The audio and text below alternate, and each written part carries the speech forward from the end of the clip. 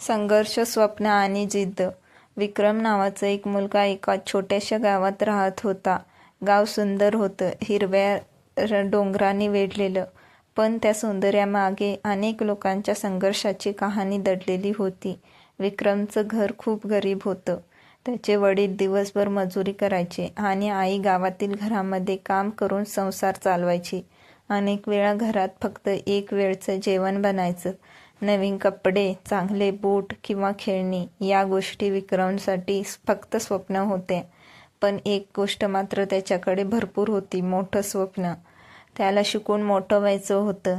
त्याला असं आयुष्य जगायचं होतं जिथे त्याच्या आईवडिलांना कधीही दुःख सहन करावं लागणार नाही.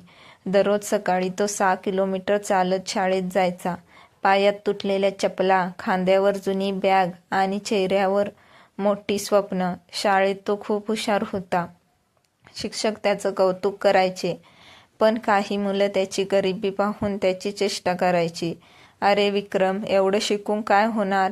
शेवटी मजुरीच करायची आहे ना, हे शब्द त्याच्या मनाला लागायचे. पण तो शांत राहायचा, कारण त्याला माहिती होतं लोकांची बोलणी बदलतात पण मेहनतीचं फळ कायम राहतं. एक दिवस त्याच्या वडिलांचा अपघात झाला. त्यांना काम करता येईनासं झालं. घराची संपूर्ण जबाबदारी आईवर आली.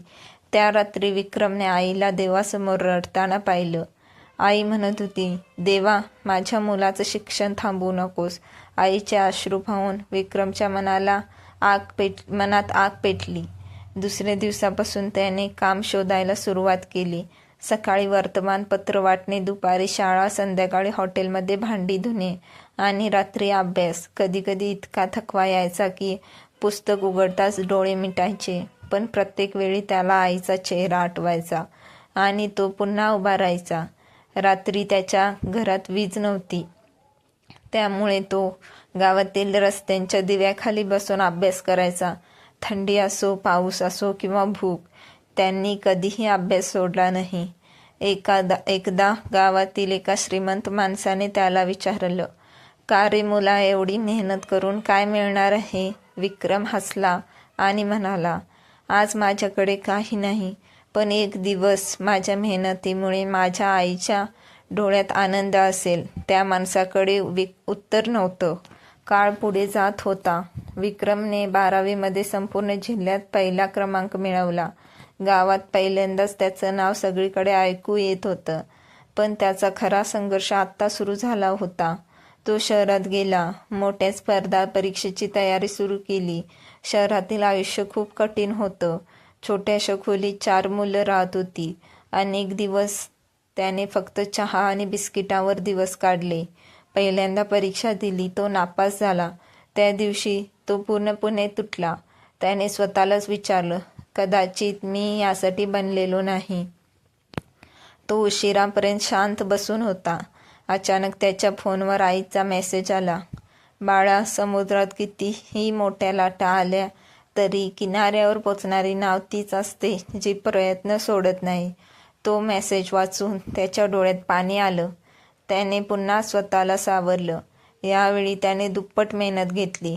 मोबाईल बंद, मित्रांपासून अंतर, फक्त अभ्यास आणि स्वप्न. अनेक रात्री त्याने झोप न घेता काढल्या आणि अखेर तो दिवस आला. निकाल लागला. विक्रमची निवड मोठ्या सरकारी पदासाठी झाली होती. त्याच्या हातात निकाल पाहून त्याचे हात थरथरत होते. डोळ्यातून अश्रू वाहत होते. तो सरळ गावात गेला आणि आई घराबाहेर उभी होती. विक्रम तिच्या पायावर पडला आणि म्हणाला, आई, तुझा मुलगा जिंकला. आईने त्याला मिठी मारली आणि दोघंही रडू लागले. त्या दिवशी संपूर्ण गाव त्याच्या स्वागतासाठी उभं होतं. ज्या लोकांनी त्याची चेष्टा केली होती तेच लोक आज त्याचं कौतुक करत होते. स्टेजवर उभा राहून विक्रम म्हणाला, गरिबी माणसाची कमजोरी नसते, कमजोरी असते हार मानणं. ज्याच्यात जिद्द असते, मेहनत करण्याची तयारी असते आणि स्वतःवर विश्वास असतो, त्याला जगातील कोणतीही ताकद थांबवू शकत नाही.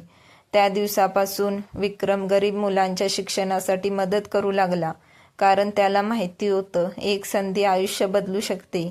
कथेचा संदेश, परिस्थिती कितीही कठीण असली तरी स्वप्न सोडू नका.